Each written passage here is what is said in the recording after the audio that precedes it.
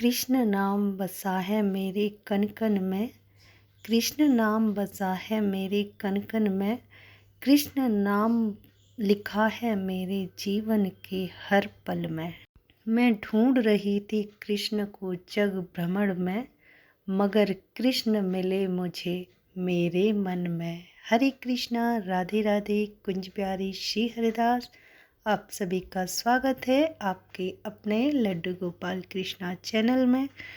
तो माधव की सेवा स्नान के साथ साथ करेंगे कुछ छोटी छोटी चर्चा। राधे राधे। तो आज का जो चर्चा का विषय है वो ये है कि जो हमारे माधव जी हैं, जो लड्डू गोपाल जी हैं, उनके शरीर पर जो चित्र है, मतलब जो आपने देखा है जब स्नान कराते हो तो यहाँ पर उनकी छाती पर साइड में वो ये देखो पैर बना हुआ है, जो चिन्ह बने हुए हैं बॉडी पर, वो किस चीज़ के हैं, कैसे हैं, तो उसी के बारे में हम चर्चा करेंगे। आप देख पा रहे होंगे वीडियो में माधव जी के जो चिन्ह बने हुए हैं, उन्हीं पर आज हम चर्चा करने वाले हैं। ये चरण चिन्ह विष्णु भगवान को मिला था, जो उनके स्वरूप श्री कृष्ण के विग्रह पर चिन्हित है।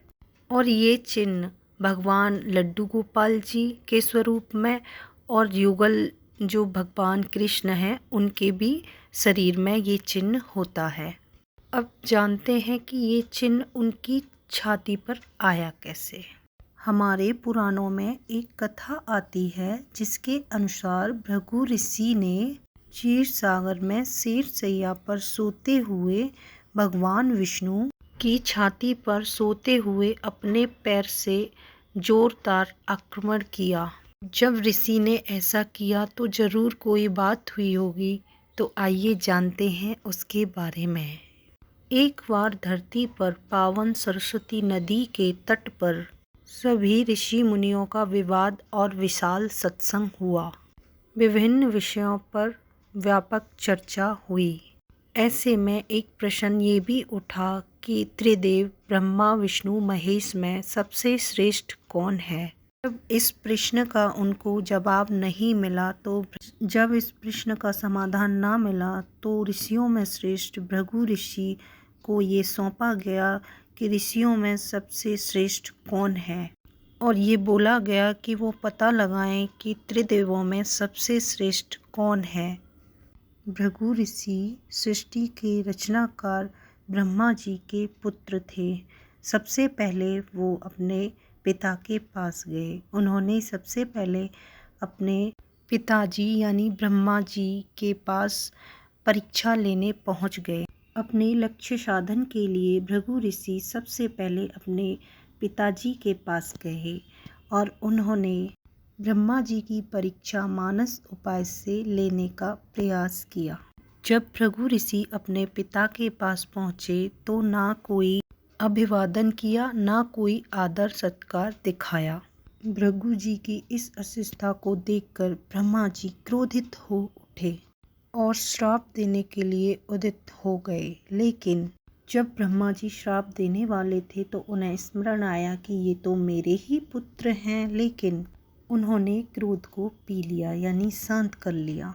हालांकि भृगु जी से ये छिप ना सका और ब्रह्मा जी से उन्होंने प्रस्थान करने की आज्ञा ली।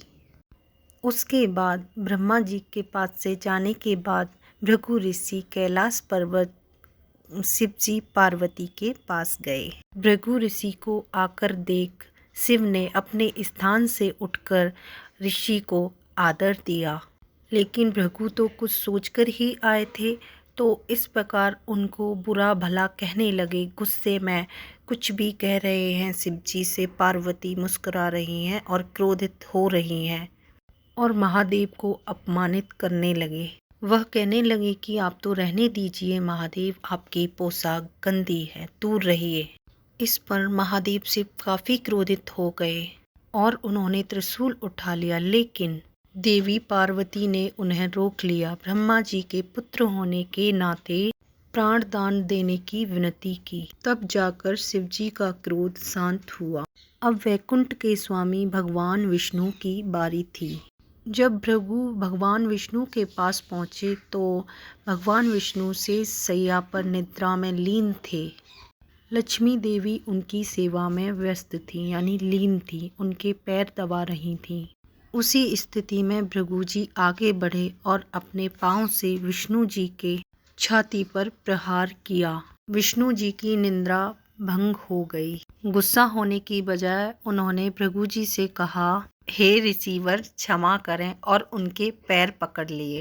विष्णु जी बोले कि मेरी छाती बड़ी कठोर है, कहीं आपके पैर में चोट तो नहीं लगी? मैं देख नहीं पाया, मुझे दिखाओ।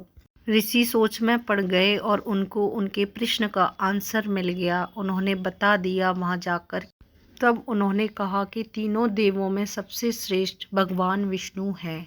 वही भृगु ऋषि द्वारा मारी गई लात का निशान भगवान विष्णु की छाती पर है, जो उनके स्वरूप विग्रह में होता है, वो ये वाला निशान है। इसका जवाब आपको यहाँ मिल गया होगा। राधे राधे। कुंज बिहारी श्री हरिदास।